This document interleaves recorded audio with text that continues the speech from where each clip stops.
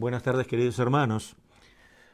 Esta semana, que es tan especial para los cristianos, nos vamos a referir a la última cena del Señor y queremos hacer un estudio que usted tome su Biblia y esté en casa y lo vaya siguiendo.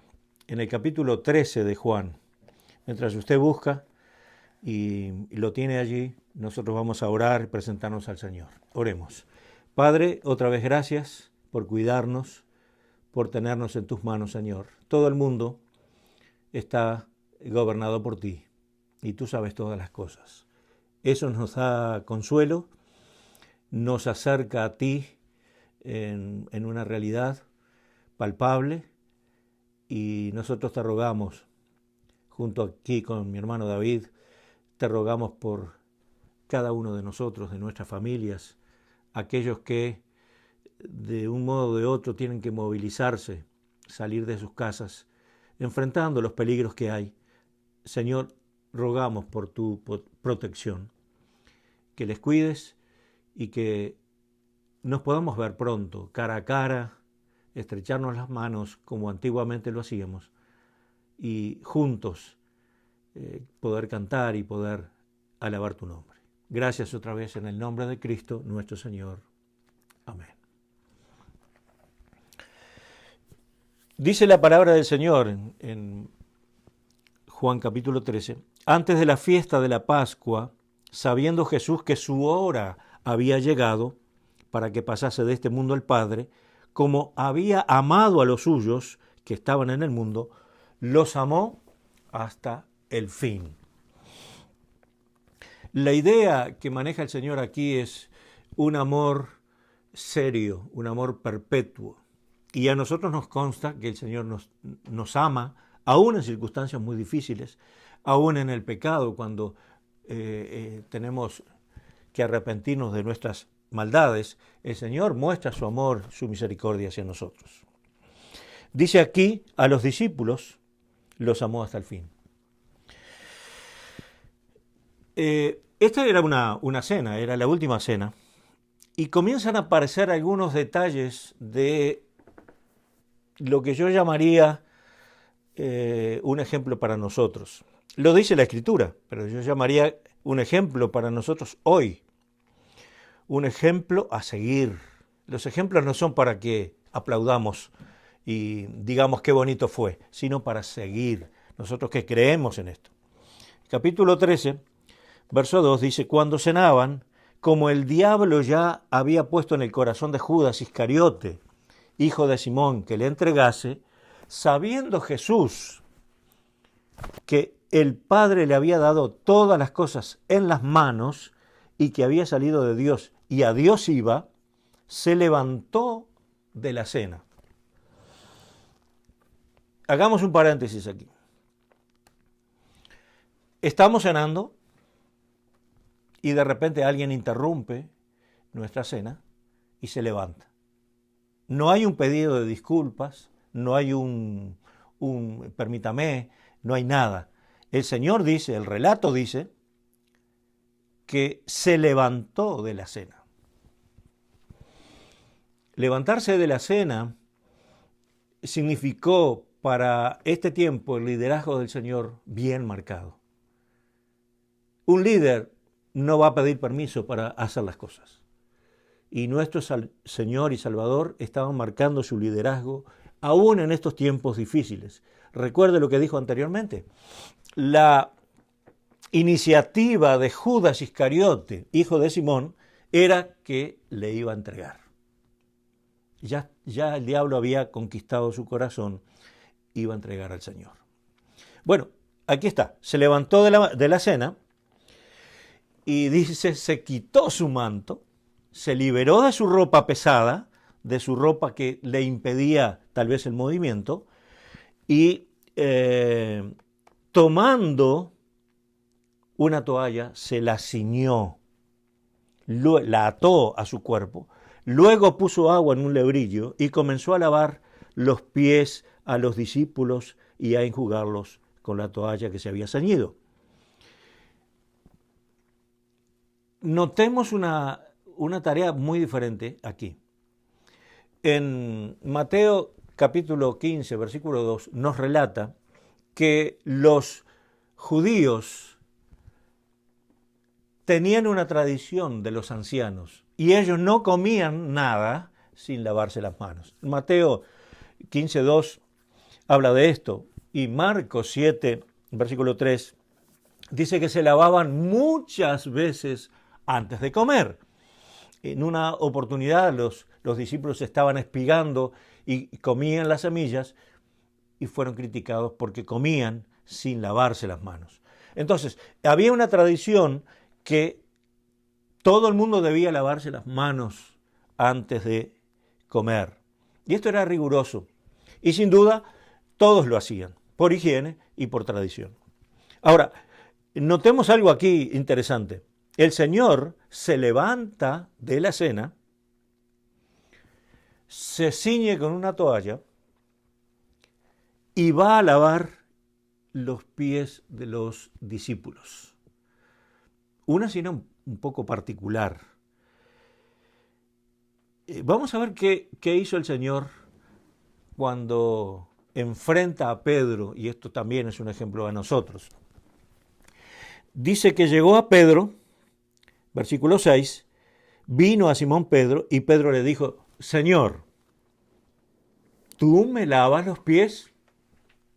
Y la pregunta de Simón Pedro era la misma que tendríamos nosotros si el Señor estuviera hoy en esta sala. ¿Tú me lavas los pies a mí? Respondió Jesús y le dijo, lo que yo hago, tú no lo comprendes ahora. Pedro, lo que yo hago, tú no lo comprendes ahora. Pero lo entenderás después. Pedro era un poco el líder más chico de otro grupo, digamos. Aunque el grupo más chico de los discípulos era Jacobo, Juan y Pedro. Pedro, Jacobo y Juan. Y el Señor, siempre iban ellos cuatro para los acontecimientos más íntimos.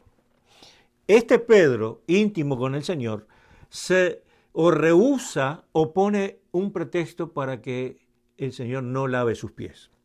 Y el Señor le responde de una manera cariñosa, respetuosa, y le dice, no es tiempo de entenderlo. Lo vas a entender luego, después. Y entonces Pedro le dijo, no me lavarás los pies jamás. No dejaré que tú te humilles frente a mí, jamás. Y mis hermanos, esto es un detalle muy importante en la vida de Pedro. Pedro era una persona que le gustaba ser el primero en todo. Y aquí ve tanta humillación de parte del Señor, humanamente hablando, que se niega a que el Señor le lave sus pies. Si Simón Pedro hubiera sido uno de nosotros, le hubiera dicho lo mismo. Señor, no te atrevas. No es digno. Tú eres nuestro Maestro, tú eres nuestro Señor. No lo hagas. Y Jesús, a esa negativa, le dice, Jesús le respondió, si no te lavare, no tendrás parte conmigo. Escuche bien esto. ¿Quieres ser parte de mí? Permite que te lave los pies. Y Pedro entendió inmediatamente esto, hasta cierto punto, porque dice, si no te lavare, no tendrás parte conmigo. Y Simón le dice, Señor, no solamente los pies, sino también las manos y la cabeza. Y aquí viene un mensaje directo a nuestro corazón. Jesús le dijo, el que está lavado, el que está limpio, no necesita ser lavado de nuevo. Solamente lavarse los pies. En esa ocasión de la cena. Y dice, pues está todo limpio y vosotros limpios estáis, aunque no todos, de quién hablaba. Sabía quién le había de entregar, por eso dijo, no estáis todos limpios. Muy bien. El Señor está a los pies de los discípulos, lavando sus pies. Pedro supera esta prueba tremenda, que Jesús se humille delante de él y va a entender más tarde lo que estaba pasando. Y cuando el Señor le desafía a que razone, que no iba a tener parte con él si no participaba del lavamiento de los pies, Pedro se ofrece a hacer todo limpio, todo el cuerpo, Señor. Y el Señor nos enseña algo tremendo. La sangre de Cristo nos limpia de todo pecado. La sangre de Cristo nos ha redimido, nos ha hecho limpios, nos ha perdonado. Todo fue remitido al que puede perdonar. Entonces, nosotros no tenemos derecho a cada rato aplicar la sangre de Cristo para ser limpios. Los pecados pasados, todos fueron limpios. Y de ahí en adelante, desde que comenzamos a creer en adelante, hay otra forma de solucionar el pecado, y es la confesión. La confesión al Padre de que hemos pecado. Y dice, tenemos un abogado, cuando confesamos al Señor nuestro pecado, tenemos un abogado que es Cristo. Y ese abogado nos defiende. Ese abogado está siempre con nosotros. Así que confesemos nuestros pecados si es que lo tenemos, pero no neguemos que nosotros seamos un cuerpo con el Señor. No, Pedro estaba equivocado en ese momento, lo entendió después y él nos hace participar en tan hermosas cartas donde nos eleva y nos desafía el crecimiento. Agregada, añadida de vuestra fe, virtud, a la virtud, paciencia y amor fraternal. Ese Pedro que entendió el mensaje, puso en función toda esa sabiduría luego para la iglesia del Señor. Muy bien. El versículo 12 dice, así que después de que les hubo lavado los pies, tomó su manto, volvió a la mesa y les dijo, ¿sabéis lo que os he hecho? Esta es una buena pregunta. ¿Qué sabemos de esto? ¿A dónde nos lleva esto? ¿Qué virtud hay en servir al otro? ¿Es un acto de humillación? Tremendo. Estar a los pies de otro hermano, lavar sus pies. Tal vez la parte que no queremos mostrar de nuestro cuerpo, ahí tenemos que lavar. Y dice, ¿sabéis por qué hice esto? ¿O qué es lo que hice? Por supuesto que no tenían mucha idea los apóstoles. El versículo 13 dice, vosotros me llamáis maestro y señor, y decís bien.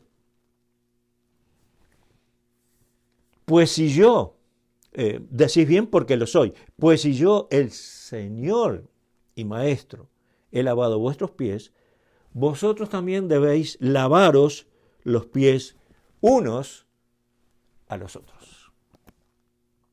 Wow, esto puede sobrepasar el entendimiento de muchos de nosotros.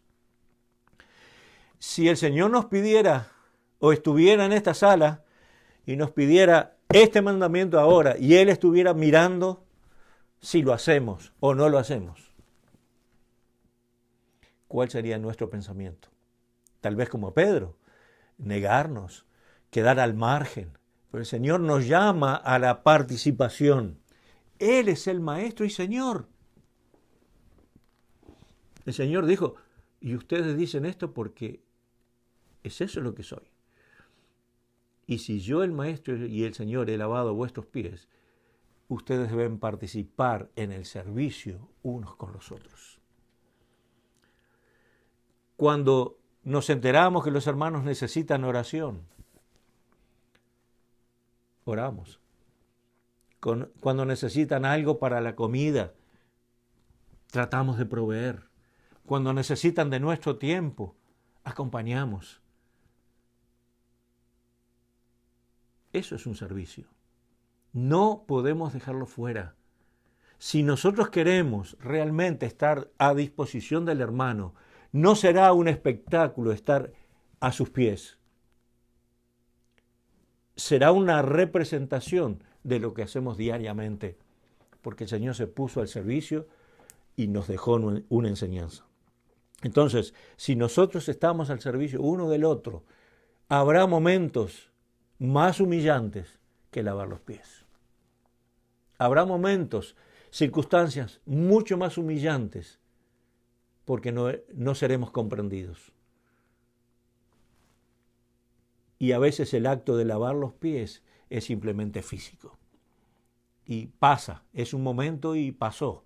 Pero cuando lo hacemos con sinceridad y el servicio de los hermanos es hecho regularmente, específicamente, porque les amamos, Dios se pone contento.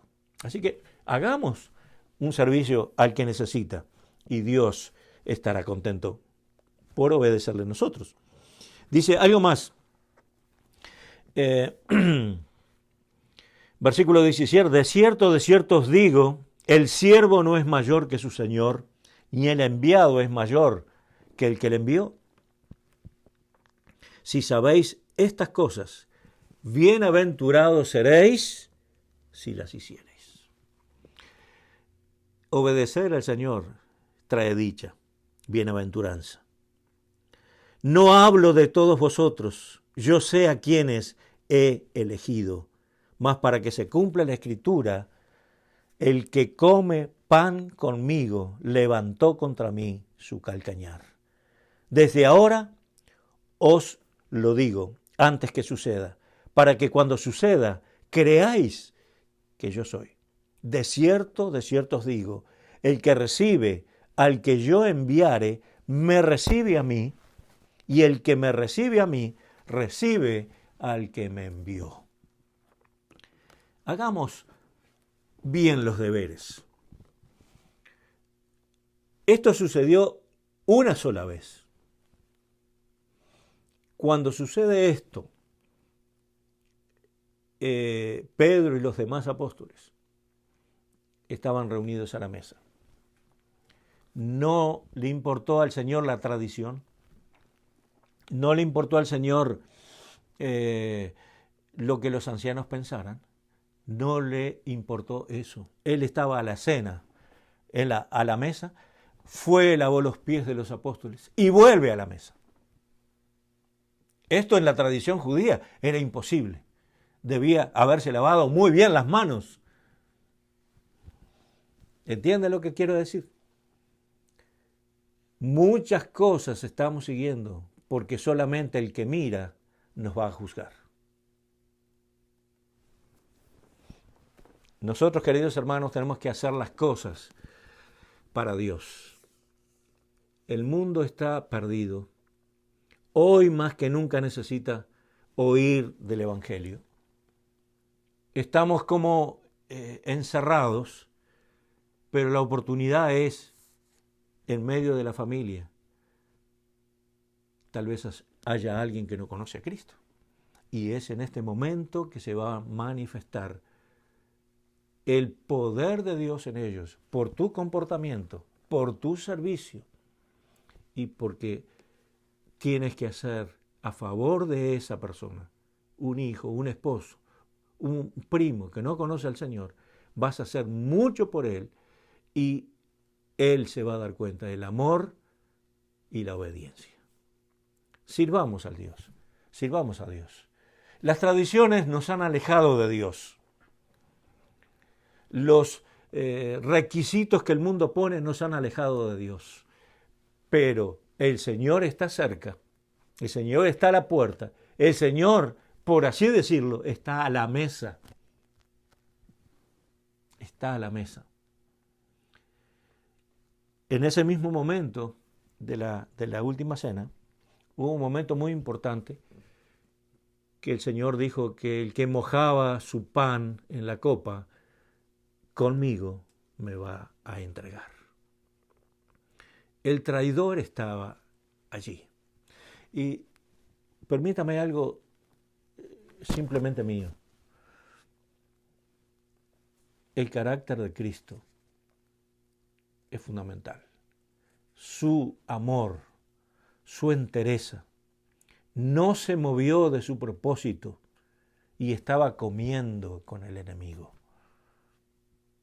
Hoy apenas nos ofenden, apenas nos guiñan el ojo, nos ofendemos. Cortamos una relación, cortamos una amistad.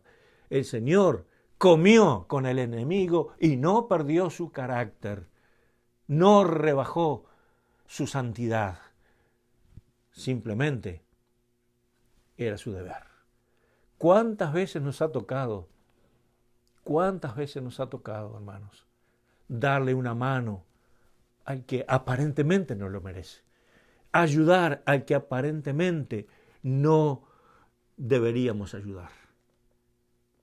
En Romanos capítulo 12 nos dice el apóstol Pablo que venzamos el mal haciendo el bien.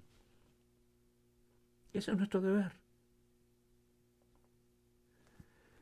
Hay una larga lista de deberes cristianos, pero todos ellos giran alrededor del servicio. Todos. El pastor puede ser la cabeza de la iglesia, pero el pastor tiene que ser servidor de los hermanos. El diácono puede ser el gobierno de la iglesia, pero tiene que ser servidor a los hermanos. El que está encargado de la música puede ser que está en la directoría de la iglesia, pero también es un servidor. El que limpia, el que paga las cuentas, el que está en la puerta para dar una sonrisa de bienvenida. Servimos al Señor. Cuando el servicio se corta, el testimonio se corta. Nuestras casas hoy serán el mejor lugar para servir al Señor. Ya nos tocará ir a otro lado más lejos.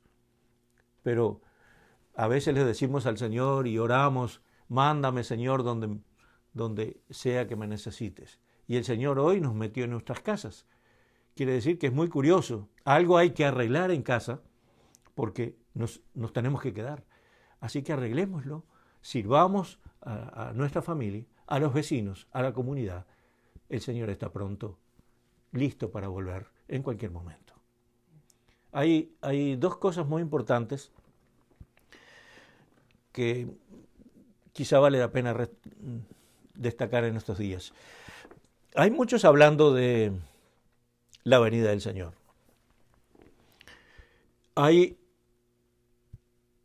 En la doctrina de la segunda venida hay un paréntesis que tenemos que respetar de tiempo. Según la Escritura, hay 7 años de diferencia entre una cosa y otra. La venida del Señor propiamente dicha, según la Escritura, es después de la gran tribulación.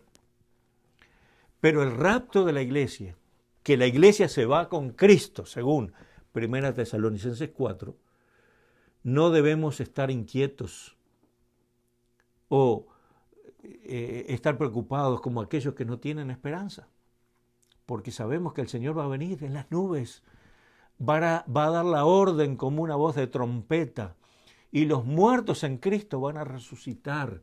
Luego nosotros los que vivimos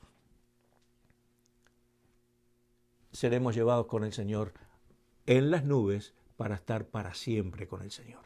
Dice para siempre. Y si usted va a estar para siempre con el Señor, quiere decir que cuando Cristo aparezca en su segunda venida, donde todo ojo le verá, recién allí, porque en el rapto solo la iglesia se va y la confusión reina y comienza la gran tribulación aquí en la tierra. Hoy lo que estamos viviendo es un susto, pero de película para niños. Cuando venga la oscuridad de este mundo, la iglesia no va a estar. No va a estar el Espíritu Santo, no va a estar la influencia de la oración de los hermanos. ¿Sabe qué no va a estar? El servicio de los cristianos. Y esto será un caos. Entonces, 7 años pasarán de caos y muertes y cosas tremendas que este mundo sufrirá. Y luego el Señor Jesucristo viene en gloria y nosotros venimos con Él. Porque recuerde, vamos a estar siempre con Él. Y si Él viene, nosotros venimos. Y será para instaurar el reinado de Cristo aquí en la tierra por 1000 años. Hermanos, vamos a consolarnos unos a los otros con estas palabras. A animarnos, dice el apóstol Pablo. Anímense, porque cuando usted ve que la higuera está brotando, sabe que el verano está cerca. Cuando vemos que las cosas se van precipitando, la iglesia no está esperando una sorpresa, está esperando certezas. La iglesia del Señor no va a ser sorprendida como se sorprenderá un ladrón en la noche. Cristo viene como ladrón en la noche para los que no están preparados. Pero para nosotros vendrá como la esperanza, como el llevarnos con Él para siempre, y será para siempre, eternamente. Calma. Si queda poco tiempo, mejor aún. Pero si quedara mucho tiempo, debemos trabajar como si fuera el último, en santidad, en progreso espiritual, en leer más libros, en empaparnos de la Escritura, saber las profecías. El futuro de la iglesia es glorioso. No es estos que estamos viviendo en nuestras casas, aburriéndonos o encerrados. El futuro de la iglesia no es este. La iglesia del Señor es libre, es comprada por Cristo y su final es glorioso. Que Dios te bendiga, que Dios te dé mucha paz, mucha energía en estos días y todo lo que tengas que arreglar en tu casa, empezando por un grifo y empezando por las partes partes de nuestra vida espiritualmente hablando que tenemos que arreglar, hazlo. Y será un servicio al Señor. Dios te bendiga. Gracias, hermano David, por todo tu servicio.